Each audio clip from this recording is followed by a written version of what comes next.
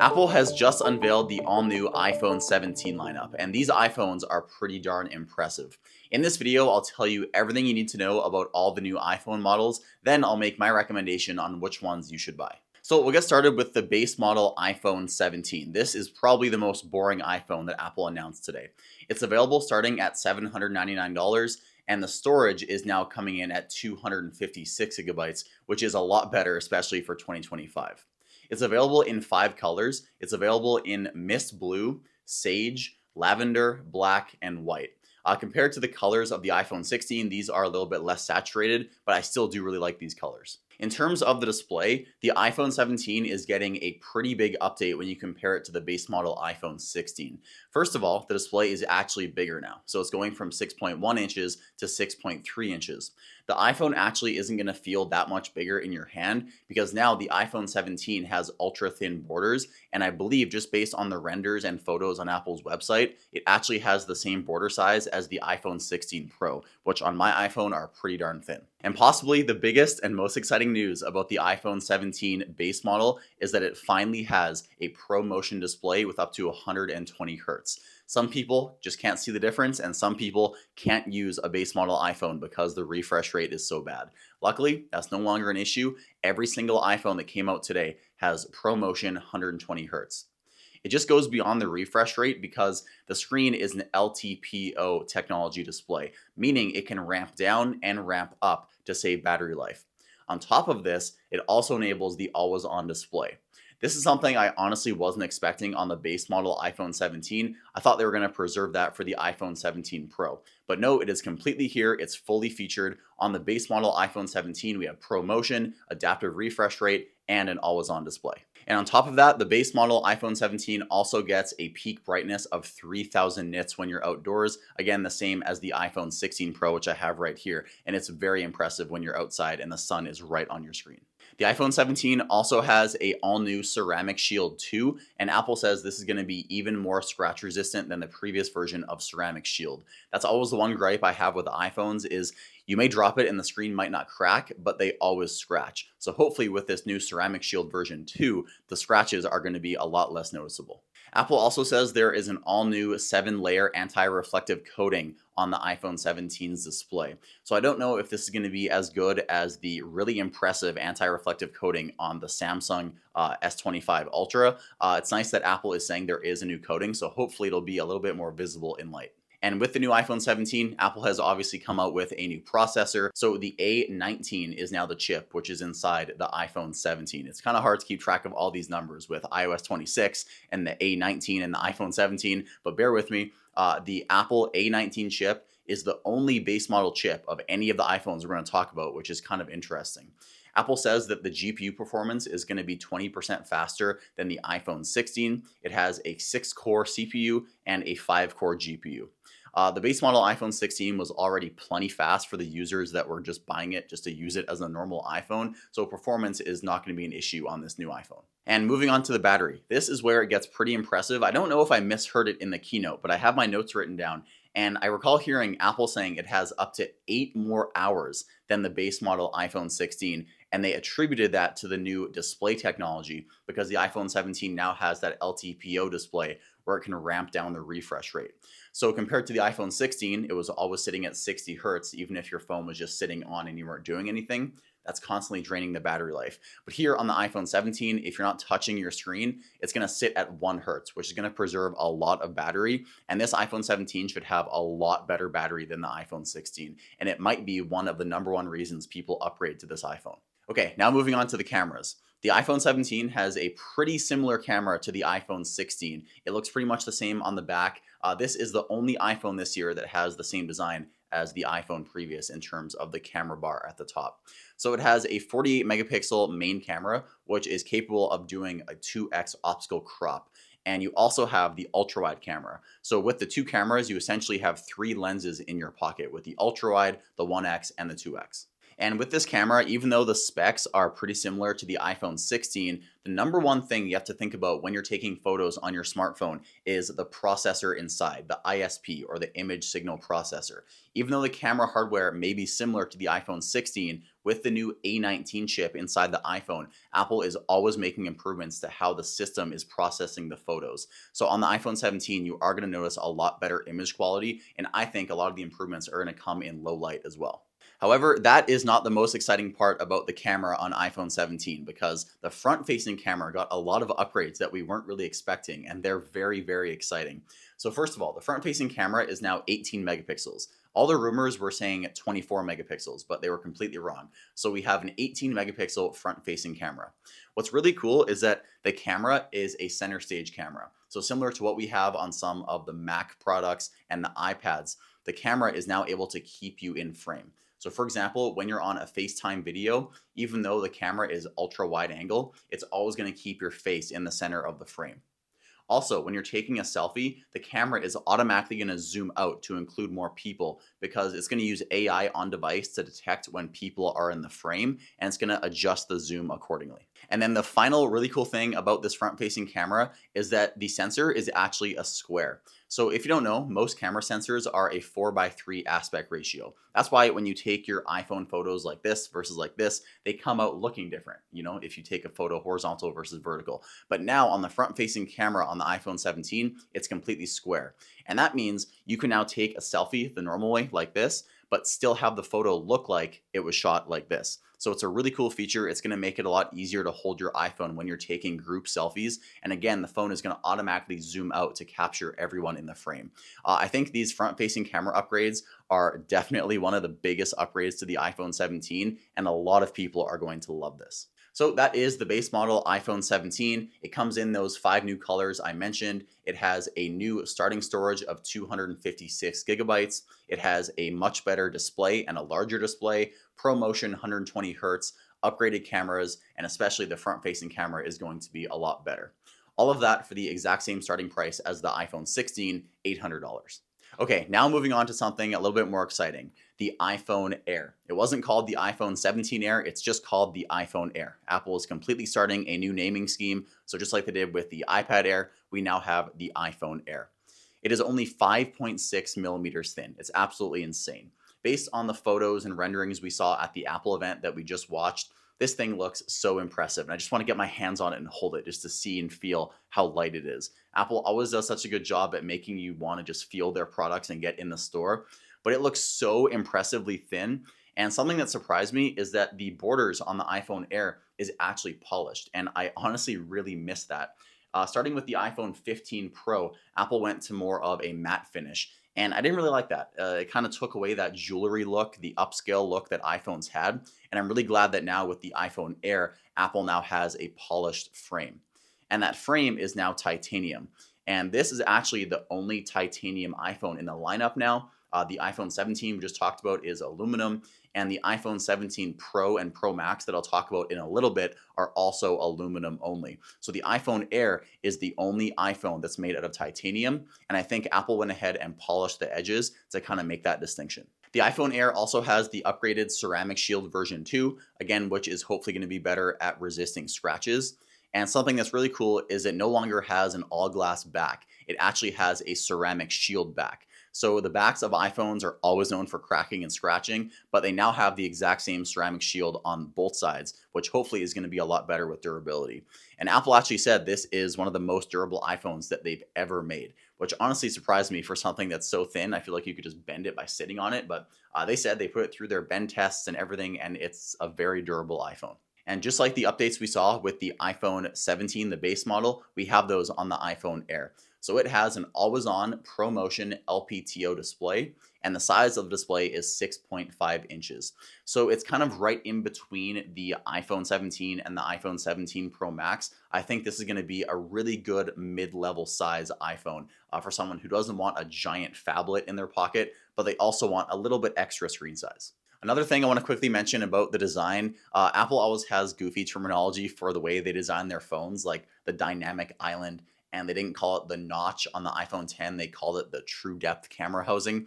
On the iPhone 17 Air and the 17 Pro, we'll talk about in a little bit, the bar at the top that houses the camera and other stuff inside the phone is called the plateau. So they call it the plateau that houses the camera. It's just so goofy, and it's something that only Apple could do with their naming. Now for the chip. This is where it gets a little bit surprising because, like I said, with the iPhone 17 base model, that's the only iPhone that has the normal A19 chip this year because the iPhone Air has the A19 Pro, which I was really surprised to hear about.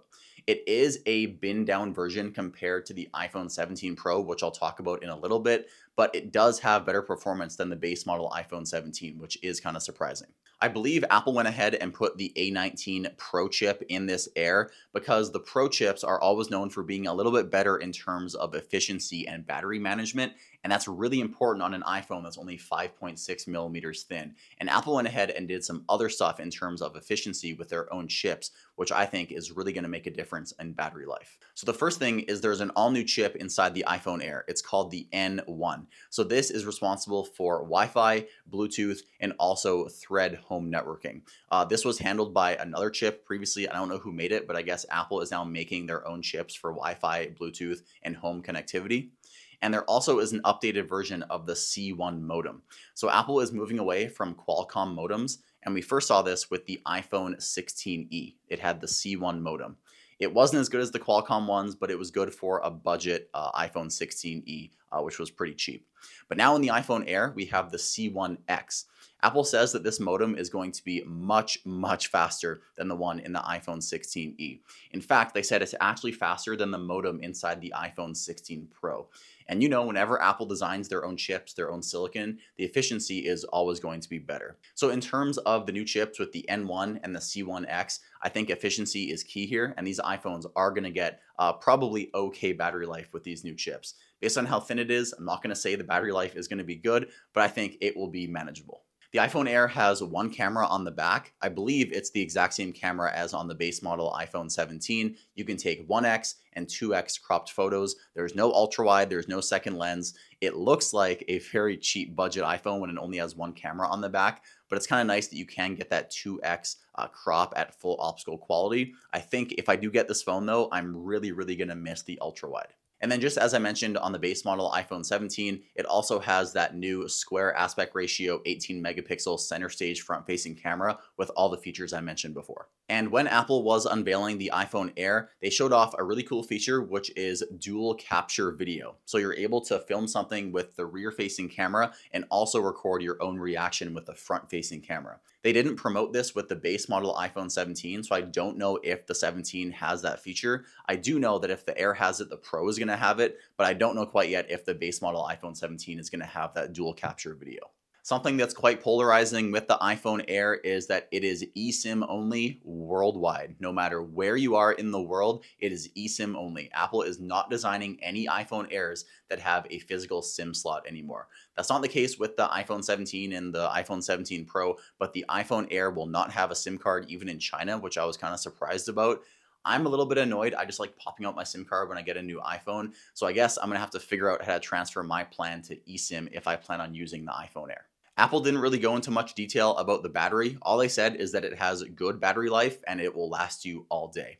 Right after they said that, they announced that they're coming out with a new MagSafe battery pack, similar to the one they had before. It's a little bit thinner. It just magnetizes onto the back of your iPhone.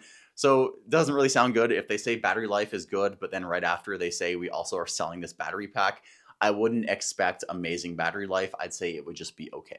And then with the iPhone Air, on top of the normal accessories they sell, like the silicone case, Apple is also unveiling a few more exciting accessories like a bumper. So the last time Apple sold a bumper was way back with the iPhone 4, and now in 2025, we have a bumper again for the iPhone Air. On top of that, Apple is also selling a pretty cool crossbody strap, and this is going to work across the entire iPhone lineup no matter which one you get. So that is the iPhone Air. It's available in sky blue, light gold, cloud white, and space black. It starts at $999, which is kind of steep for what the rumors were saying. It has an ultra thin design. It's the only iPhone that has titanium. It has that really cool dual recording feature on the front and back camera. And it also has an upgraded display with a Pro Motion display finally on a non-Pro iPhone. This is an ultra thin iPhone. I just can't wait to get my hands on it. I think it's going to feel ultra futuristic in my hands. Okay, moving on. The iPhone 17 Pro and the iPhone 17 Pro Max. The first thing Apple showed with these iPhones is the new design. So it is forged out of a single piece of aluminum, and these iPhones, the Pro models, are a complete unibody design. So what does that mean?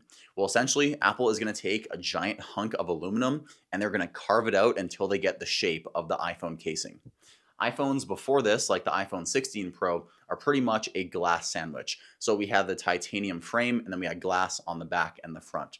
Now with the iPhone 17 Pro, the entire casing is made out of aluminum, and then there's a little insert on the back for glass, and then the front is also ceramic shield as well. Apple also has that camera plateau, as they're calling it, which houses all three cameras in the top. Apple is switching from titanium on the 16 Pro to aluminum again on the iPhone 17 Pro, which many people may see as a downgrade, including myself. I think titanium is a more premium material, and Apple kind of told us it was when they came out with the iPhone 15 Pro and the subsequent iPhone 16 Pro. But now we're back to aluminum. So why is Apple doing this? Well, they said it is 20 times better at conducting heat than titanium. And Apple's number one selling point in this aluminum unibody design is that thermals are going to be a lot better. A lot of complaints on the iPhone 16 Pro is that they overheat a lot, and I can honestly vouch for that. This iPhone gets so darn hot. Apple says that with this new aluminum unibody design, in conjunction with the new really cool vapor chamber, which actually has a little bit of water in it, which is going to help to dissipate heat, they said it's going to help keep your iPhone 17 Pro a lot cooler. And just like the iPhone Air, the front and the back of the iPhone 17 Pro are now ceramic shield. So now the back of your iPhone is going to be just equally as durable as the front. The iPhone 17 Pro has the A19 Pro, the same labeling as the chip in the iPhone Air. However, this is a better version of the A19 Pro. So the one in the Air had a 5-core GPU. The one in the Pro has a 6-core GPU. So performance is going to be absolute peak on this iPhone. Apple says that with this new chip and also the new thermals on the 17 Pro, you're going to get up to 40% better sustained performance than the iPhone 16 Pro, which honestly is a colossal leap year over year.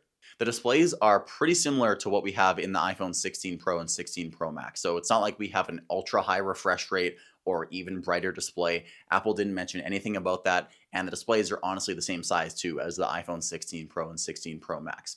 The only upgrade we have to the display itself is Ceramic Shield 2, which will be better for scratches, as I mentioned before. And Apple is also including a new anti-reflective coating on the screen, so when you're out in direct sunlight, the reflections won't be as bad on your iPhone. Here is a pretty cool tidbit about the iPhone 17 Pro and 17 Pro Max.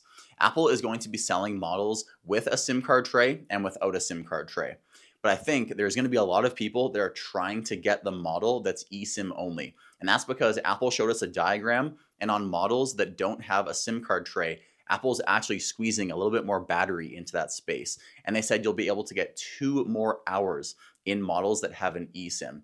So if a SIM card is that necessary to you, you're going to be missing out on battery life on the 17 Pro. If I was getting this phone, I would honestly just say take the jump and go to eSIM because the battery life is going to be a lot better. In terms of the cameras, we get all the upgrades we saw with the other iPhone models I've talked about. So we get the much improved front-facing camera, 18 megapixels, and its center stage. We also are obviously going to get that dual recording feature. Apple didn't talk about it with the 17 Pro, but if it's coming to the Air, you can guarantee it's going to be on the Pro. And moving on to the back camera on the new camera plateau bar, we have some pretty interesting upgrades. So first of all, every single camera is now 48 megapixels. Compared to the previous Pro, the iPhone 16 Pro, I think 2 of them were 48 megapixels, but the only one that wasn't was the zoom camera. But now on the iPhone 17 Pro, every camera is 48 megapixels, and they are all fusion cameras, meaning you can zoom in at an optical quality. On the zoom camera on the 17 Pro, they call it Tetra Prism. You can go all the way up to 8 times zoom. And when you're going even further with digital zoom, you can go all the way up to 40x. I think this is going to be very impressive. While it doesn't really go head to head with the new 100 times zoom as we see on the Google phones, it still is impressive that Apple is going all the way up to 40 times zoom. And I honestly think Apple prefers quality over just big numbers. So I think if we had to compare, I think the 40 times zoom on the 17 Pro is going to end up looking better than the 40 times zoom on a competitor's Android phone. So all the sensors have been updated, and on top of that, we get the new ISP inside the A19 Pro, so the images are going to process better and they're going to look a lot better than before. Again, a lot of photos these days are just the AI on your phone making tweaks after you take the shot. So 80% of taking a photo is just based on what chip you have in your iPhone. So the much more powerful A19 Pro is going to make your iPhone 17 Pro take a lot better photos. Apple's also extending the functionality for video capture, especially for content creators. So you can now capture ProRes RAW video. And another cool thing is Gen Lock. I've honestly never heard of this until Apple talked about it in the event. Some content creators have multiple cameras filming the same thing. And in terms of editing, it can be kind of hard to stitch together these frames and get the exact milliseconds lined up. So apparently these iPhones can work with a new device that supports what's called Gen Lock. And if you're a creator that uses multiple cameras, it'll be easier to switch between the feeds when you're editing video. Again, a very, very niche thing, but Apple is really, really focused on making these iPhone Pro models like a exceptional tool for making videos and movies. So it's really cool. We don't really see any other companies doing this. And people these days are making like full-on blockbuster movies with their iPhone. So it's kind of nice to see Apple keeps expanding this functionality. The iPhone 17 Pro has the silicone case. It has the clear case, even though the back of it technically isn't clear.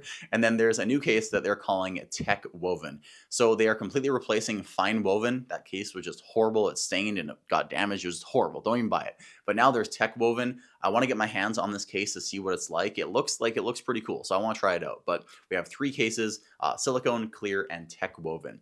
And of course, they all support the crossbody strap as well. Whether you get the iPhone 17, the iPhone Air, or the iPhone 17 Pro, they're all going to support that crossbody strap, which is an all-new accessory this year. So that is the iPhone 17 Pro. It has a new unibody design. It has a vapor chamber, which is going to help dissipate heat away from your iPhone, and hopefully it's going to help keep your iPhone cooler in your hand, and also it's going to be better for sustained performance.